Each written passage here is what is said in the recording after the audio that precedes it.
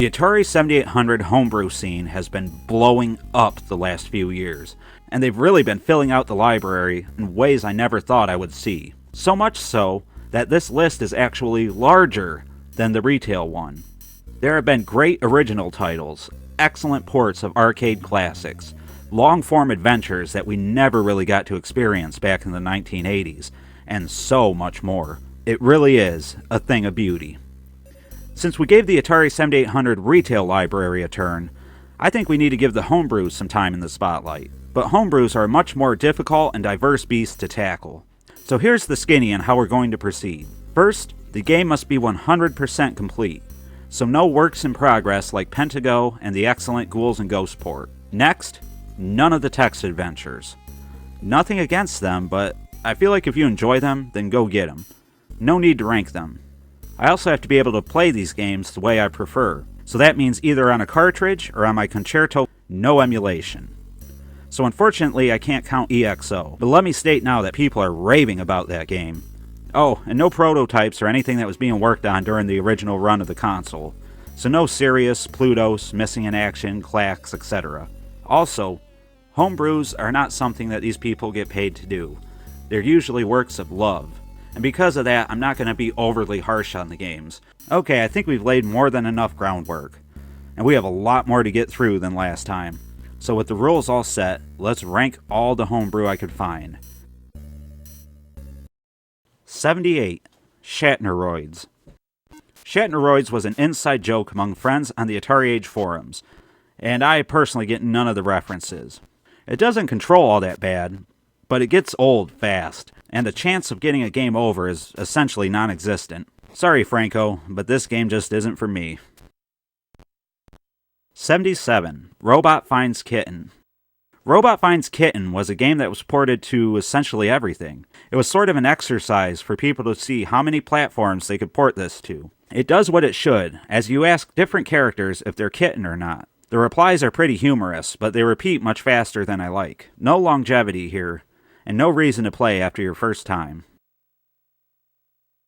76. Drunk Witch. This is a pretty unique idea. You attempt to mix different drinks for the Elvira lookalike on the screen, and she rates them off your knowledge of mixology. Unfortunately, I don't drink that much, but if you do, maybe you'll have more fun in finding all the combinations than I did.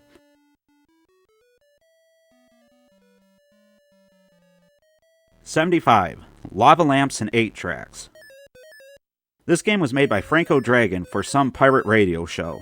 The colors can be pretty hard on the eyes, and it's just hard to fight off the continuously spawning enemies. I really like Franco Dragon, I swear I do, but this one has very little going for it. 74. The Chicago Basement. There is a legend of a basement in Chicago chocked full of retro gaming goodness. That's what the manual says, and while it can be fun for maybe a few minutes, there really isn't anything new to see past the first few screens. Needs some more substance, honestly. 73. Poeturu? I think that's how you pronounce it. I was excited to play this one after reading about it on the Atari7800forever.com website. But honestly, I was really let down. There is some progression here, as you attempt to avoid enemies and reach the cupcakes in the corner of the screen. Problem is, it's just really repetitive and void of any real fun. 72. Draker's Quest 2. Drakers are a sort of small dragon species created by Franco Dragon, and I kinda like them, honestly. I think this game had potential. There is a first one, but to my understanding, the second one is essentially the same. Anyway, this game uses an overhead Zelda-style view, and I really like the idea. But unfortunately, it's difficult to figure out where to go, and the enemies floating in from the sides of the screen feel really bad. I'm sorry, but it's too easy to get lost, and too hard to fight off the enemies. 71. Shoot the UFO. A simple game in concept and execution. Shoot the UFO is a game that only really works in short bursts. You'll end up dying a lot in the beginning, but once you get the hang of it, well, then it goes too far the other way and is void of any real challenge. Not much to hold my attention, I'm afraid. 70. Kessel Attack. I love Asteroids, but this Star Wars themed hack is just way too fast for my taste. I think this could have made for a good distraction if it was just a simple sprite hack, but the decision to mess with the speed makes it too hard to recommend.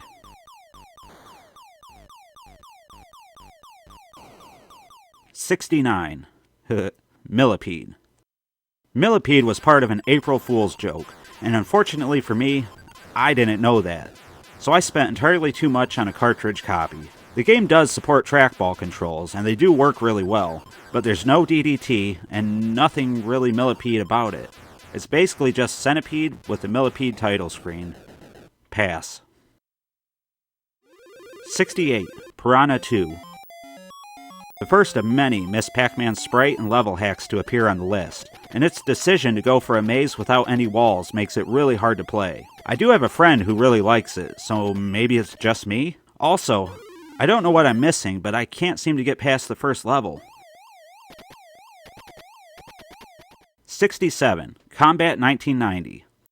This here, ladies and gentlemen, is the very first Atari 7800 homebrew. The problem with doing combat is the original had so many gameplay variations that it's almost impossible to beat it in variety. But with the inclusion of a one-player mode, active shields, and some minor power-ups make this one an enjoyable curiosity. 66. Santa Simon. This was a hit at my Christmas party, but outside of that atmosphere, I doubt you'll get much play out of it. It's basically the game Simon, where you have to memorize color patterns, except it's Christmas themed. It's also out of print, and not usually worth the prices it goes for. Might be worth a download. 65. Pineapple. I was a huge fan of Chris Reed's first Atari 7800 game, but I found this one disappointing. You play as a pineapple who has to avoid increasing amounts of bananas, and that's kind of it. There is a huge banana boss, and it's great, but I don't think seeing that's worth the price of admission. 64. Crazy Tank. I do like to play Crazy Tank every now and then. It's a pretty simple game, where you just travel along an endless path and shoot whatever gets in your way. It's pretty hard to lose, but I do like seeing what obstacles come next, and there are a ton of insane things to shoot at. 63. Delta Space Arena. I was really excited for this Delta Race port by Video 61, but man, it has issues. Lots of flicker is something I've never seen on the Atari 7800 until I played this one. You travel around an enclosed course, shooting enemies and avoiding obstacles. If it wasn't riddled with flicker and slowdown, I think it could have been really good. There are some unique ideas and alterations to the Delta Race formula, but it's not enough to save this one. 62. Wasp. Speaking of games that needed more time in development, we have Wasp. I like Wasp. I feel like the main sprite could have been a recurring character for the developer. You have to travel the screens, avoid the wasps, and pick up the mushrooms. And that's it. Over and over. Wasp desperately needs power-ups, different enemies, and just some more substance. It's a shame because it seems like a good start. 61. Pack Nester. I like this Pac-Man hack. You play as a rat, and all the interlude scenes seem to have what I assume is a piece of cheese. Anyway, besides that, it plays pretty well. If you want more Miss Pac-Man, then first of all, you're on the right console, and second of all, you could do a lot worse than Pack Nester. 60. Danger Zone. Danger Zone is another combat-style game, and the same applies as what I said about Combat 1990. It's impossible to outdo the original in gameplay variety. The planes look really good, and there are some great options like choosing color, time of day, clouds, etc., but this one desperately needed a one-player mode. 59. Worm. Did you have one of those old Nokia phones back in the early 2000s? Then you've played this one before. It mostly does what it should, and the controls can be unresponsive at times. But nonetheless, it's an okay version of Worm. 58. KC Munchkin. KC Munchkin was the killer app of the Odyssey 2, and Robert DeCrescenzo loves porting killer apps and forgotten arcade games to the Atari 7800. There is a lot of variation here, and it's different enough from Pac-Man to feel like its own thing. Overall, it isn't a bad version of KC Munchkin, if you're into that sort of thing.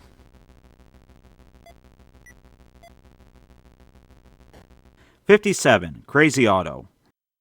Back in the 1980s, GCC, the creators of the Atari 7800 console, were doing speed-up kits for various arcade games. Crazy Auto was their kit for Pac-Man, and they were able to convince Midway, the US distributors of Pac-Man, to buy the rights to their kit in order to release it themselves. And thus, Crazy Auto became Miss Pac-Man. So this is basically Miss Pac-Man with Crazy Auto sprites.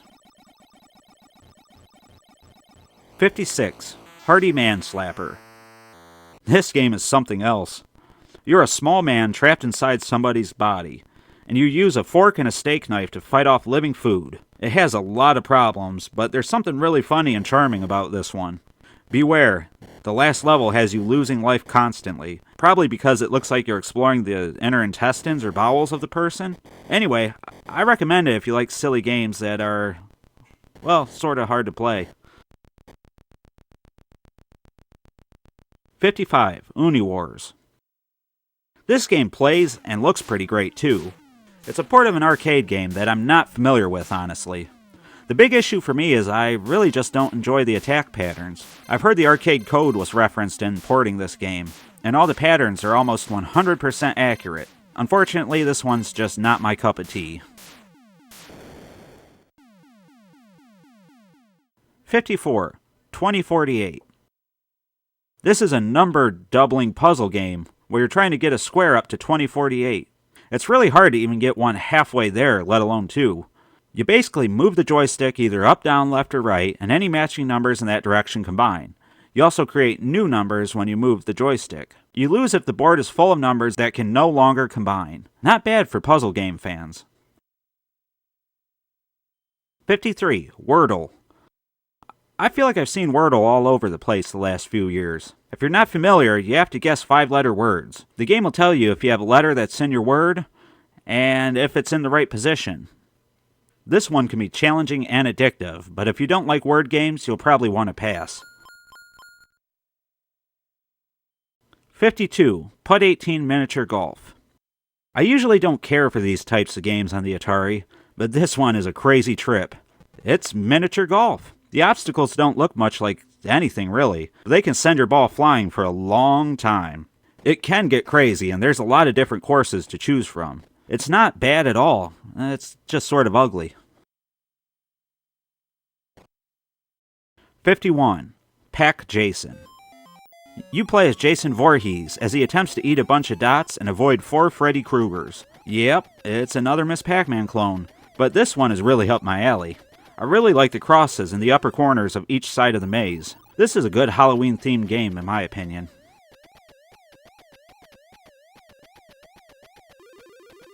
50. The Adventures of Ollie Troll.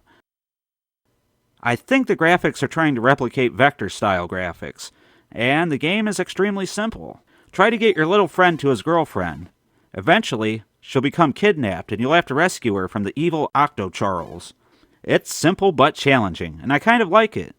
Despite some sloppy programming, it's a fun game.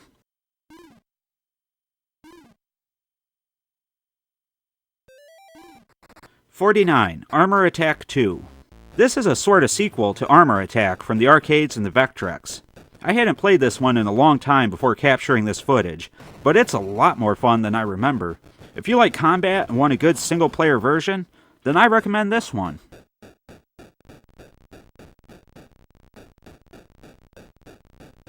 48. Meteor Shower. This is a port of the Intellivision classic Astro Smash to the Atari 7800, and it plays pretty good. You move along the bottom of the screen and shoot incoming obstacles for points. If they hit the ground, you lose points. For me, it gets old really fast, but it still looks and plays pretty good.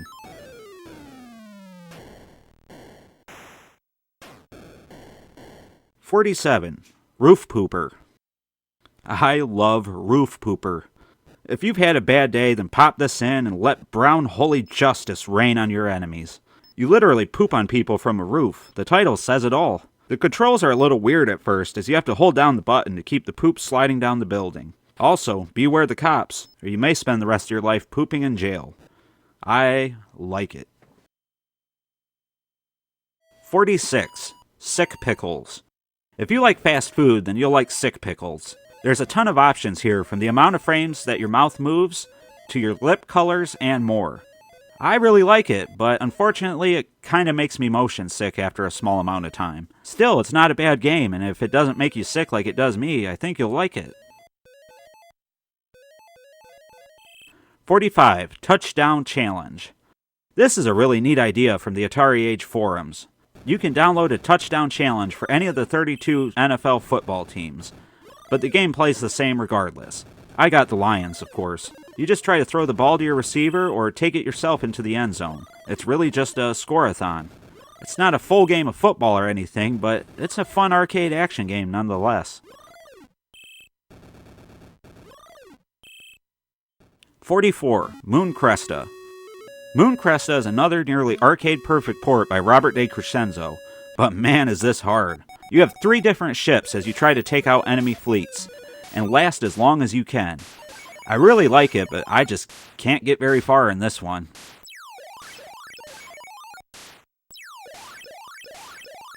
43. Astro Blaster.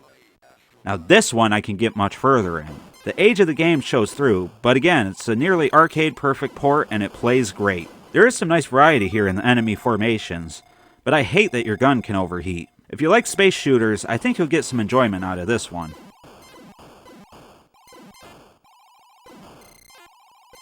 42. Asteroids Deluxe. Asteroids is my favorite Atari 7800 game, but I'm not a fan of trying to replicate vector-style graphics on any system, except maybe the Vectrex. But this one actually plays great, and the shield is preferable to the teleport. If you don't mind the vector graphics, I say get it. 41. Space Invaders. This game is still fun after all these years, and this is a pretty arcade-accurate port by one Mr. Bob DeCrescenzo. I think everybody knows what Space Invaders is at this point, and this is one of the best versions on any Atari console, in my opinion. 40. Serpentine. I believe this is a port of an old computer game, and boy is it a great challenge. You have to try and eat the larger snakes by getting behind them and swallowing them tail first, but it's much harder than it sounds. Serpentine has a great one more try quality to it. 39. Alpha Race.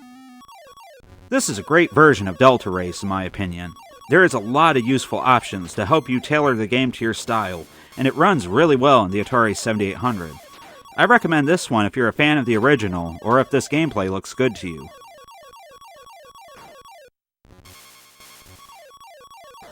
38. FailSafe. Countermeasure was one of 2 Atari 5200 games I wanted to see on the 7800, the other one being Gremlins. FailSafe is Robert DeCrescenzo's take on Countermeasure, and it plays great. Be aware that it is a bit slower than you might expect, but I really enjoy picking up the power-ups and trying to collect the codes in time.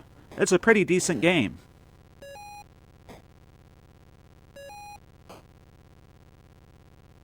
37. Scramble. Boy is this game hard. You have to navigate narrow pathways and bomb incoming ground-to-air missiles as you attempt to complete your mission. It takes a lot of practice in learning the trajectory of your bombs, and you'll need to get it down pat in order to collect the fuel that you need. I think this one is really fun, but it's probably too hard for some.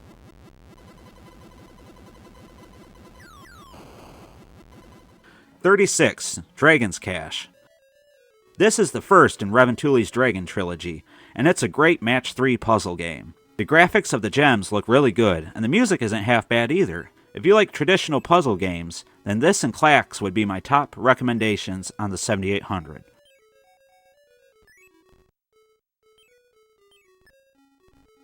35. Dungeon Stalker. Another port of an Intellivision game, and this one is a fun arcade-type shooter. Once you understand the enemy quirks, this game really opens up to you. I recommend giving it a try if you like maze games and Frenzy or Berserk style games as well.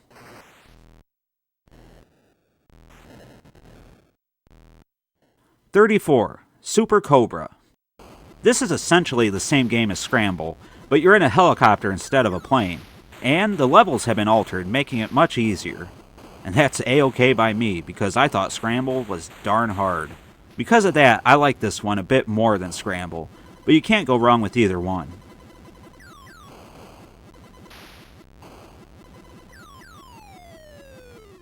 "33. Go Sub.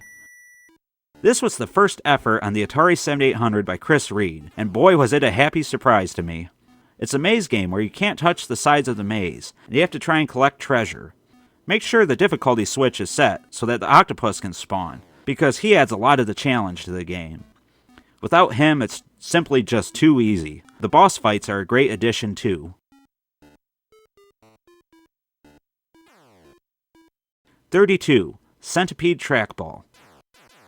Adding trackball support to Centipede was desperately needed, and thank God somebody did it. It plays great, and I like Centipede a lot more with the trackball support. Still, this is essentially an untouched game otherwise, so if you don't like the original, then you probably won't like this.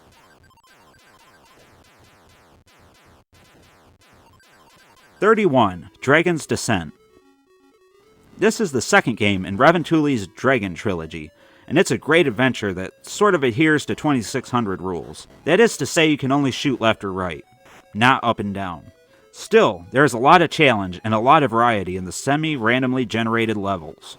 I recommend it. Number 30. Junior Pac-Man.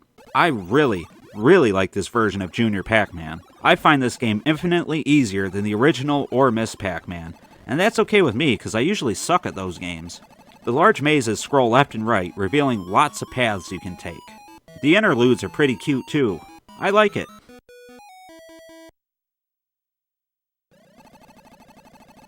29. Rip-Off. I did not remember this game being this much fun, but boy did I love playing it to grab this footage. And the vector-style graphics don't bother me here. In Rip-Off, you have to protect your Doritos from the freeloaders bursting in on the sides of the screen. They're so damn hangry they just might shoot you and take your chips. It's great fun. 28. Astro Fighter. Astro Fighter is one of my favorite obscure arcade ports from Robert De Crescenzo. I don't think it's really all that special, but I really like the enemy variety and the sun-like enemy that you have to blow up at the end. If you don't like space shooters, then I doubt this will sway you, but everybody else should give it a try.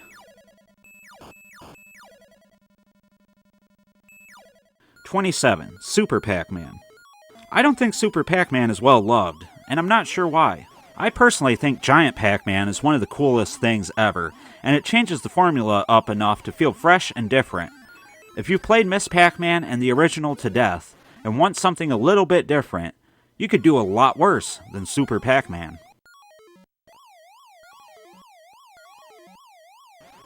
26. Animal Keeper. This game is great chaotic fun, as you do all you can to keep the animals inside their enclosure while trying not to get mauled. The side-scrolling minigame isn't that great in my opinion, but it takes a long time to get tired of the rest of the game. Give it a try if this looks good to you.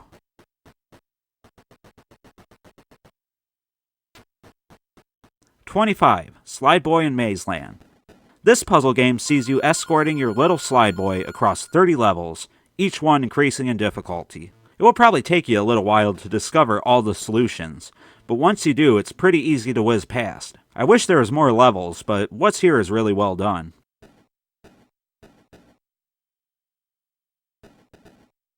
24. Beef Drop. Beef Drop is essentially Burger Time, and it's a game that I feel like should have been ported to the 7800 back in its retail life. It plays well and is very challenging. I recommend it for people who love arcade games in general.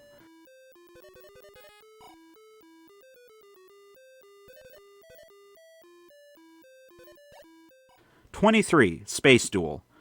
This is yet another Asteroid-style game, but there's something about it I really like. I don't even mind the vector-style graphics. Thankfully, this game has the shield, just like Asteroids Deluxe, along with more difficult opponents that take several shots to be killed, and opponents that attempt to track and kill you. If Asteroids is getting stale to you, but you want a new take on it, then I say try this. 22. Froggy. Previously, I said Beef Drop felt like a game that should have already been on the 7800, and I think the same can be said here. Froggy is a port of Frogger, and it's one of the best versions I've played. If you don't like Frogger, then I doubt this will change your mind. But what kind of sick monster doesn't like Frogger anyway?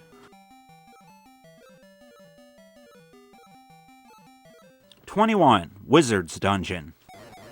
Wizard's Dungeon took a while to grow on me, but boy, when it did, it would not let go. This is a fantastic adventure that might move a bit slower than you expect, but it still plays great. A fantastic original title for the Atari 7800.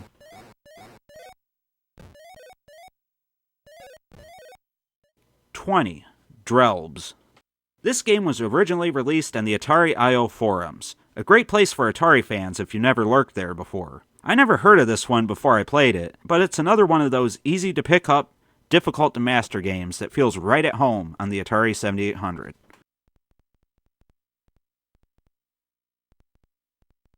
#19. Super Circus Atari Age.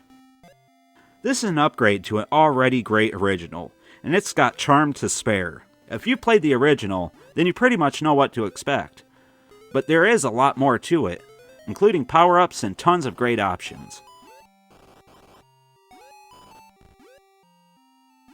#18. Attack of the Petsky Robots. This is a fantastically original game by the 8-Bit Guy, and was brought to the Atari 7800 by Mark Sarna and M.K. Smith, and they did a wonderful job porting it. It also comes with the Atari 7800 SNES adapter, which is something I think everybody will want to have in the future. Petsky Robots is about 3/4 puzzle game and 1/4 action game, but it's 100% fun to play. 17. Keystone Capers. I loved Keystone Capers as a kid, and this port is pretty much everything I could have dreamed from for the 7800 and more. Muddy Funster added so much personality to this game that it's brimming with charm, from the presentation all the way to the box and manual.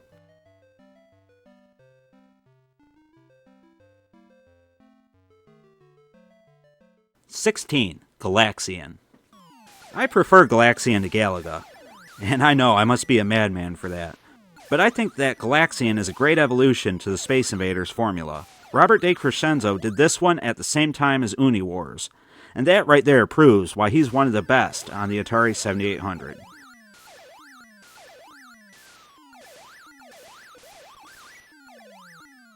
#15. Venture. Venture is by far the best offering by Peter and Video 61. It would be good if it was just a straight-up port of the arcade game, but the addition of 2 new levels and 8 brand new rooms mean he went above and beyond in this one. I recommend it, and you can pick it up at AtariSales.com.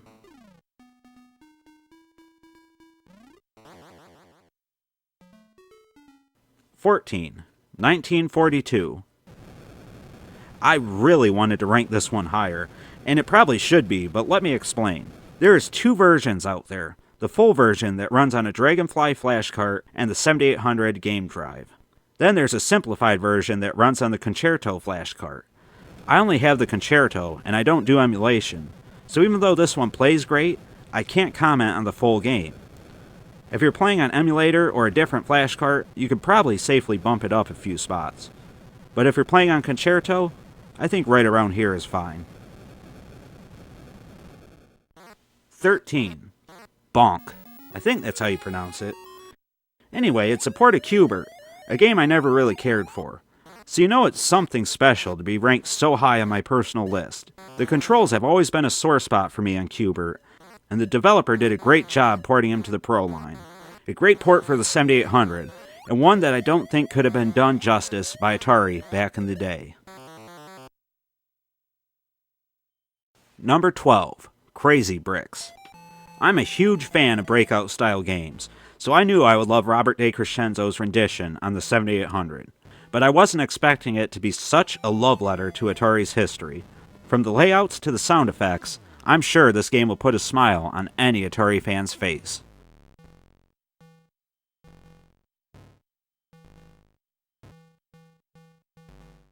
#11. Night Guy and Low Res World, Castle Days.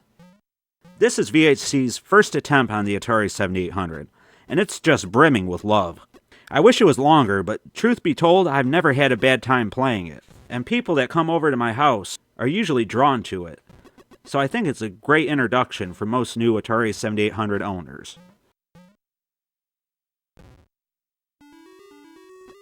Number 10. Frenzy.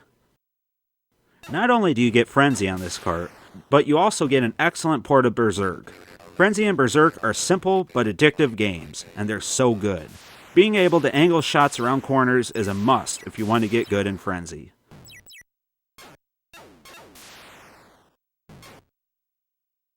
Number 9. Time Salvo. I knew nothing about this game when I ordered it off Atari Age all those years ago, but it quickly became a favorite of mine.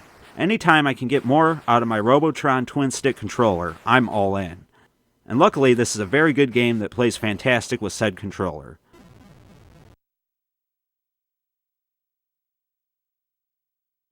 Number 8. Dragon's Havoc. The last game from Reventulli's Dragon Trilogy, and by far the best in my opinion. The power-up system rewards accuracy, which allows you to reach full power quickly, even after losing a life. I really love Reventulli's use of color and parallax scrolling in this title. Recommended for all Atari 7800 fans.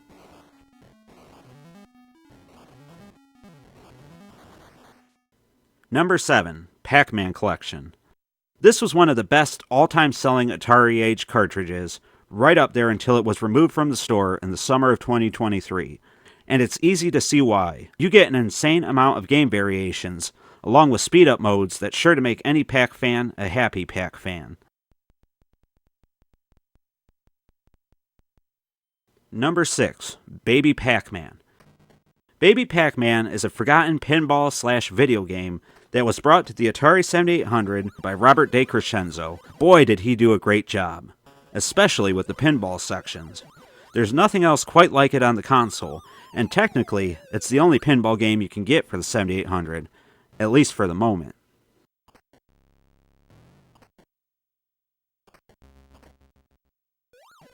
Number 5. Donkey Kong PK. This version of Donkey Kong is essentially arcade perfect, as it includes the missing levels and screens from the previous version, and it plays fantastic. Unfortunately, I don't think he's making carts anymore, but if you can find this one, pick it up.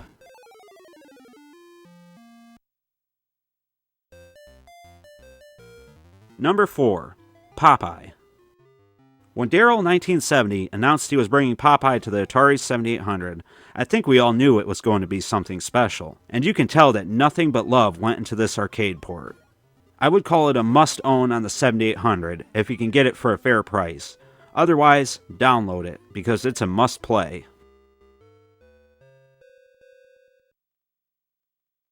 Number 3. Bentley Bear's Crystal Quest.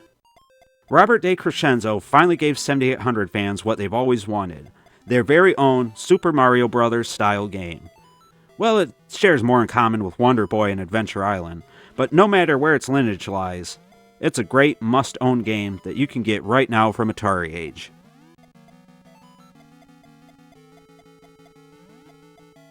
Number 2. Pac-Man 40th Anniversary Collection. So I told you that the original PacMan Collection was something special, but for all intents and purposes, it was mostly a bunch of Miss Pac-Man hacks. In this one, Robert DeCrescenzo started from the ground up, and he made a game that is truly the next best thing to the arcade. There's just as many Pac-Man variations as the original, but it's truer to the arcade in nearly every way.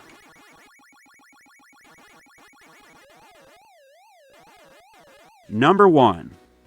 Ricky and Vicky. If you know 7800 Homebrew, and you've seen my and Vinny's interview with Tailchow of PenguinNet, then this should be no surprise. Nothing comes close to the graphical brilliance and the fantastic gameplay and attention to detail in Ricky and Vicky. This, along with most of the top 10 in my list, would have been a must-own back in the day, and honestly it's still a must-play today. Pick it up on Steam, or better yet, let Atari themselves know that we want this made available for the 2600 plus.